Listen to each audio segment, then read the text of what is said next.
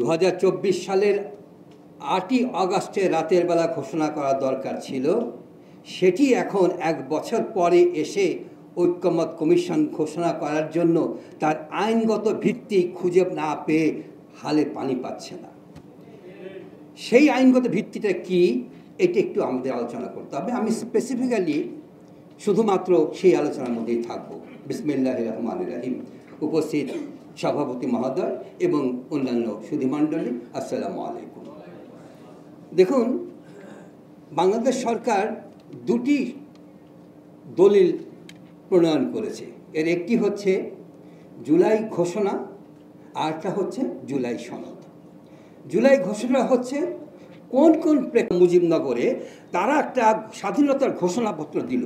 সেই স্বাধীনতার ঘোষণাপত্রটি কিন্তু আমাদের সমস্ত স্বাধীনতার আসল মূল কথা। সেই স্বাধীনতার ঘোষণাপত্রটি পরবর্তীকালে যখন আমাদের সংবিধান হলো, তখন সংবিধানের 152 ধারা অনুযায়ী এটাকে আপনার চতুর্থ তফসিলের মধ্যে এই স্বাধীনতা ঘোষণাপত্র আর অন্তর্বর্তীকালীন যা যা কাজ করা হয়েছিল সেগুলোকে ক্রান্তিকালীন বিধান হিসেবে সংবিধানের মধ্যে ঢুকিয়ে দেওয়া হলো। এবং সেই কারণেই ওই সময়কার কোনো বিষয় আর কোনো আদালতে চ্যালেঞ্জ করা গেল না।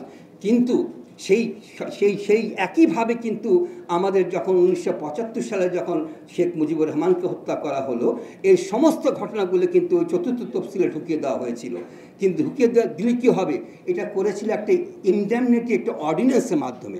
যেই অর্ডিন্যান্স সংসদে কণ্ঠভোটে বাতিল হয়ে যায় এবং 21 বছর পরে যেই দলটি 21 বছর পরে এসে সেই অর্ডিন্যান্সটাকে বাতিল করে শত শত লোককে ফাঁসিতে ঝুলিয়েছিল, তারা আবার 21 বছর পরে এসে আপনাদের সকলকে ফাঁসিতে ঝোলাবে।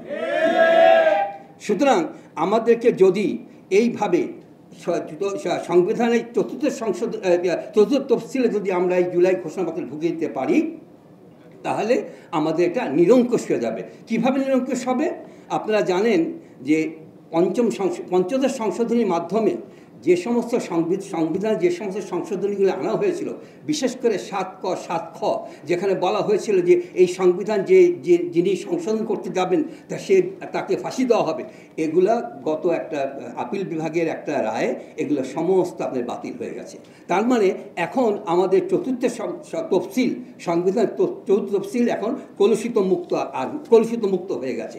এই অবস্থায় আমরা যদি কোনোভাবে এই জুলাই ঘোষণা এবং জুলাই সনদকে ঢুকিয়ে দিতে পারি, তাহলে পরবর্তীকালে এটা যদি কেউ বাতিল করতে যায়, তখন এই আপিল বিভাগে সুপ্রিম কোর্টে আমরা মামলা করে 102-এর অধীনে ঘোষণা আনতে পারবো যে এটাকে বাতিল করা যাবে না।